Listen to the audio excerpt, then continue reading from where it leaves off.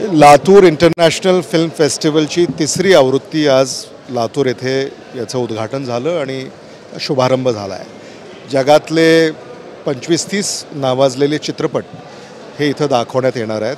अगदी ज्यांना पुरस्कार प्राप्त झालेले आहेत वेगवेगळ्या प्रकारचे असे हे चित्रपट या ठिकाणी दाखवण्यात येणार आहेत। आणि मला असं वाटतं की महाराष्ट्र शासनाच्या सांस्कृतिक कार्य विभागाचा हा पुढाकार आहे। महाराष्ट्रामध्ये अनेक ठिकाणी असे चित्रपट महोत्सव व्हावेत अशी महाराष्ट्र शासनाची संकल्पना आहे आणि काही वर्षापूर्वी याची सुरुवात झाली आणि त्याचं सातत्य राखण्याचा प्रयत्न आम्ही सगळे मिळून करतो आहे।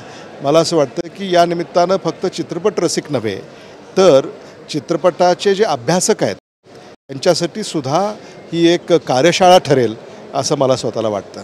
तुम्ही असं भाषणामध्ये म्हणालात की अजितदादांचे डावे आणि उजवी हाताचे इथे कार्यक्रम उपस्थित आहे, आता त्या दोन्ही हातांनी तुम्हाला निमंत्रण दिलं? नाही, ते कसं आहे की राज्याचे उपमुख्यमंत्री अजितदादा पवारजी यांचे अतिशय विश्वासू म्हणून आमचे मित्र संजय बनसोडेजी असतील, विक्रम काळेजी हे आहेत आणि हे सगळ्यांना त्याचा परिचय आहे।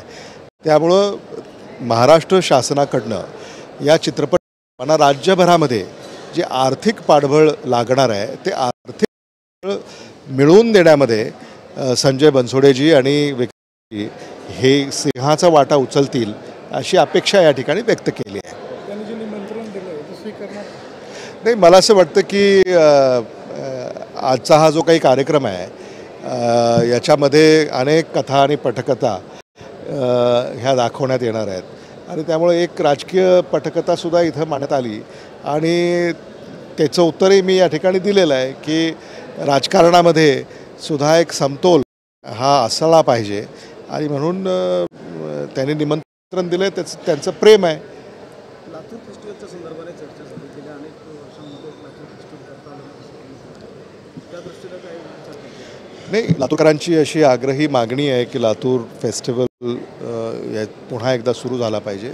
आजही कार्यक्रमामध्ये तशी चर्चा झाली। आमचे स्नेही संजय बनसोडेजी देखील तो आग्रह धरला आणि येणाऱ्या काळामध्ये त्याला पुन्हा सुरू करण्यासंदर्भामध्ये आम्ही योग्य पावलं उचलू असं मला वाटतं।